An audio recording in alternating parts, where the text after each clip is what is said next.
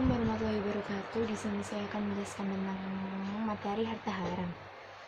Perkenalkan, nama saya Monica Fidiasita Haryanto dari Prodi Perbankan Syariah.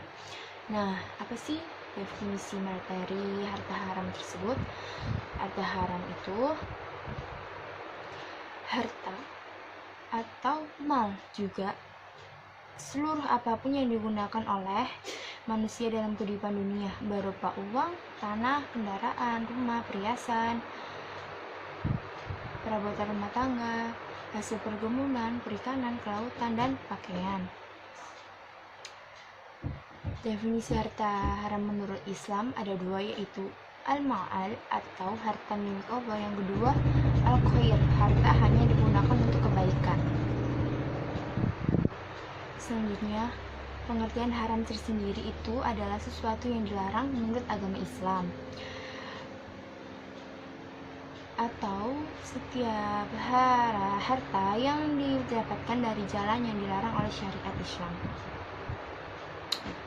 Di sini ada hadis mengatakan bahwa akan datang suatu masa orang-orang yang tidak peduli dari mana harta dihasilkannya, apakah dari jalan yang halal atau dari jalan yang haram. Hadis riwayat Bukhari. Yang kedua, barang siapa yang melakukan pernikahan sebelum mempelajari fikih muamalat, dia akan terjerumus ke dalam riba. Dia akan terjerumus. Ali bin Abi Thalib. Nah, di sini ada dua kategori manusia. Kategori manusia yang pertama, sesungguhnya aku akan hanya diberi harta itu karena ilmu yang ada padaku. Surat Al-Qasas ayat 7. Surat Al-Qasas, maksudnya surat Al-Qasas ayat 78. Manusia tidak boleh dengan syariat Islam dengan mencari harta. Kelompok ini menjadikan hartanya sebagai pengganti ilahnya dengan tidak mengindahkan syariat Islam. Yang kedua, Ali bin Abi Thalib. Sebagian lagi adalah mereka yang masih memiliki kepekaan terhadap kondisi sekitar, akan tetapi tidak pernah mengerti dan pelajari syariat Islam dengan mencari harta. Kelompok ini secara tidak langsung melanggar syariat Islam karena ketidaktahuannya. Jadi, kesimpulannya di sini, Islam tidak melarang umatnya untuk mengumpulkan harta, karena pada dasarnya manusia selalu berusaha memenuhi kebutuhan hidupnya, yang meliputi kebutuhan primer, sekunder, tersier. Namun, Islam memberikan batasan-batasan kepada umatnya untuk tidak berlebihan dan memperhatikan kaidah-kaidah batasan kepada umatnya tentang kehalalan dan keharaman harta tersebut, baik secara zatnya maupun proses dalam mendapatkannya, karena sesungguhnya harta yang halal dan haram mempunyai pengaruh yang besar pada pemiliknya. Materi selanjutnya mengenai ekonomi berbagi. Nah, ekonomi berbagi di sini menjelaskan tentang proses transisi pemilikan suatu barang menuju kepada aksesibilitas, sedangkan dalam situasi konvensional, konsumen akan membeli produk dan menjadi pemilih dalam sistem berbasis aksesibilitas. Konsumen membayar akses sementara atas suatu produk tersebut. Nah, di sini ada platform ekonomi berbagi. Nah, platform ekonomi berbagi itu apa sih? Nah, di sini ada terbagi menjadi dua, akses kepemilikan dan transport kepemilikan. Akses atas kepemilikan ini berarti dapat menawarkan barang dan berbagi barang dari layan mereka kepada pengguna lain untuk waktu yang terbatas melalui kegiatan berbagi seperti menyewa atau meminjam. Transfer kepemilikan ini menawarkan pemiliknya dari satu pengguna ke pengguna lain melalui hanya pertukaran seperti donasi dan pembelian barang-barang bekas. Nah, di sini ada model bisnis ekonomi berbagi, model bisnis to business, business to consumer, consumer to consumer. Business to business atau B2B ini contohnya working platform di mana perusahaan menyediakan ruang kerja terbuka bagi karyawan perusahaan di pusat bisnis.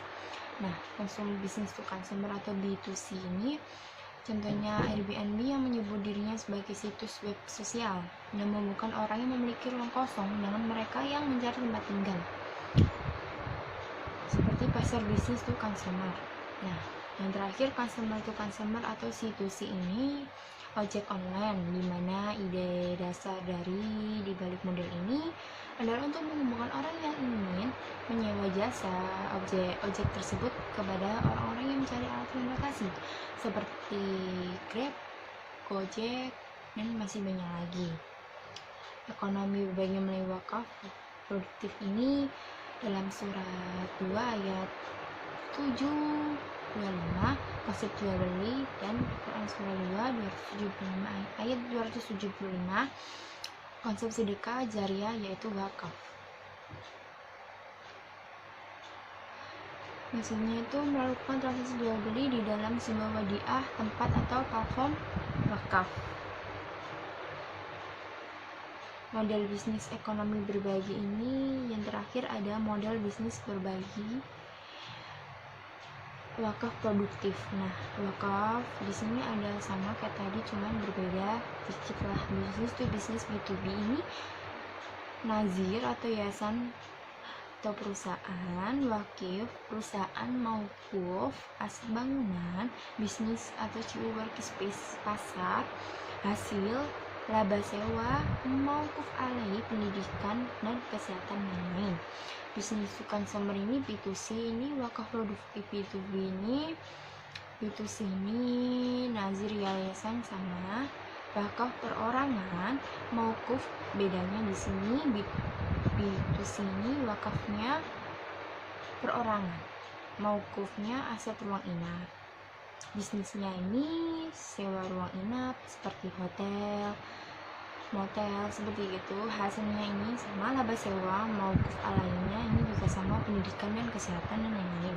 Nah, customer situasi ini nazirnya seperti perorangan, perusahaan, yayasan, dan masih banyak lagi. Wakafnya juga perorangan, maukufnya itu akses logistik, beda dari yang B2C sama B2B. Bisnisnya juga jasa logistik. Hasilnya laba sewa dan maukuf alai, pendidikan dan kesehatan. Demikian penjelasan materi saya pertama dari harta haram itu tersebut, dan yang kedua ekonomi berbagi. Kurang lebihnya mohon dimaafkan. Wassalamualaikum warahmatullahi wabarakatuh.